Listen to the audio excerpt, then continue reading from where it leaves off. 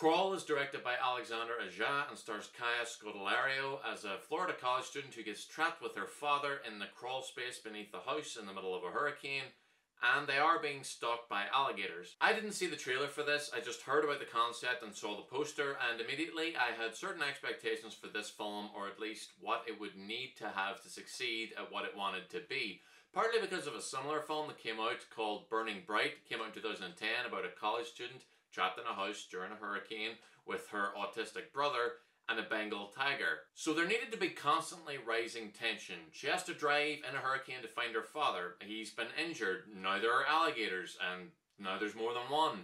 The means of communication are being cut off, and now the basement's filling up with water, which means that soon they'll drown, and it's easier for the alligators to hear them, and it continues like that, so the film does have rising tension. There needed to be a lot of reversals. Because the film takes place in one setting, and due to its simple setup, it's basically one big set piece or action scene. So it has to be made up of mostly like triumphs and setbacks. She finds her father, but there are alligators. They're safe in one spot, but she dropped their phone. She gets her phone back, but the alligator hears her. She gets away, but the phone is destroyed. There's a way out, but it's blocked, and it continues like that for the whole film, so it does have reversals. It also needed some setups and payoffs, which it does have as well, but they're not handled as well. Radios and guns and phones and boats and other things that could potentially help are set up okay, but then because there's water everywhere, the items will just wash up in random inconvenient places instead of the heroes knowing where they are and struggling to get to them. These elements usually set up by random people showing up near the house, dying, and then leaving the items behind. It all felt like Halloran from The Shining, where the only real point of his character in the end was to show up, die, and leave behind the snowmobile so Wendy and Danny can escape. But also because it would be weird to have a movie where a guy runs around with an axe for a good portion of the runtime only for him to not kill anyone. Similarly, here it feels a bit like the filmmakers thought audiences would be disappointed if they went to see a film about killer alligators who didn't rip people apart every now and then. So these characters make it possible to have some gore in the film. It was kind of fun, but it wasn't really needed. I think they did a good enough job setting up how dangerous the alligators were without having to see them kill people, because there are lots of moments where it seems like the leads are going to die. I liked Kaya Scodelario and Barry Pepper's characters. They were sympathetic and I was rooting for them to make it out alive. It was a good choice to have someone else there who needs saving to add an extra difficulty level to getting out of the situation. And it's a reasonable excuse to why she takes such a big and obvious risk at the beginning of the film.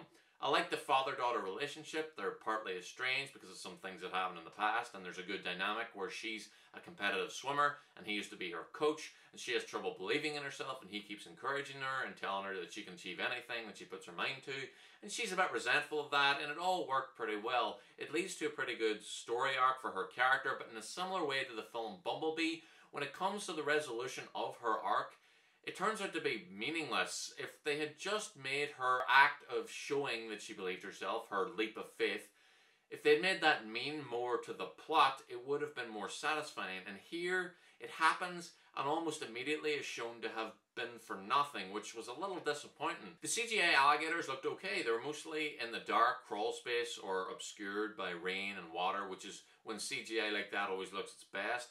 There was one scene where an alligator comes out of a brightly lit pipe where it looks really bad, but it was just one moment.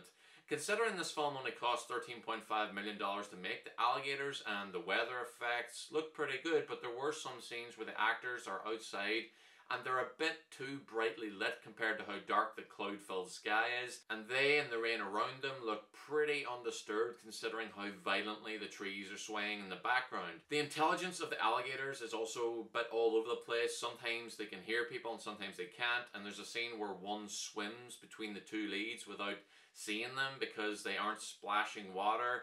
That was a bit too much, I thought, but mostly it worked okay. I think it would have worked more effectively if they established that there was a set number of alligators. In the film, it seems like there's an endless number of them, but if they had somehow set up that there were only 3 or something, then the characters would be either trying to escape or trying to kill them.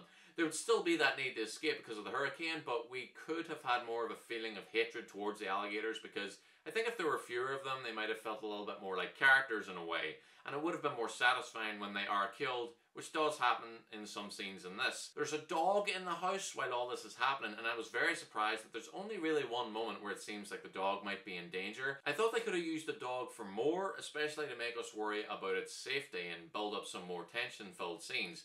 I also think it would have been more effective if they had established the geography of the house and the crawl space before the action gets going, maybe with a flashback to the characters in the house. It could have set up the location better and given a glimpse of the happier family times in contrast to how the family has since fallen apart, which is a big part of the dynamic between the two leads. This is a small thing, but the lead's sister appears in a video call a couple of times, and she looks about 5 years younger than Kaya Scodelario, but according to the dialogue and the fact that she's always holding a baby, the character must be at least 8 years older. It just kind of threw me off. Don't think it looks right. I'm going to give Crawl a B-. I got pretty much what I expected given the premise, so the film does work. I wasn't really scared or anything, but it was tense and there were a lot of suspenseful scenes. The actors do a good job, and just like Good Boys, it's nice and short at about an hour and a half, so it doesn't feel overdone, and we don't get tired of what is a nice, simple plot. Thank you very much for watching my review. Please like and subscribe. It really helps me out, guys. It helps the channel grow. Follow me on Twitter as well. Look to the movies. Comment down below and let me know if you've seen Crawl and what you thought of it, if you liked it or disliked it, if you agree or disagree with any of my points, or if you have any points of your own. I'll be back soon with more reviews, and I will see you then.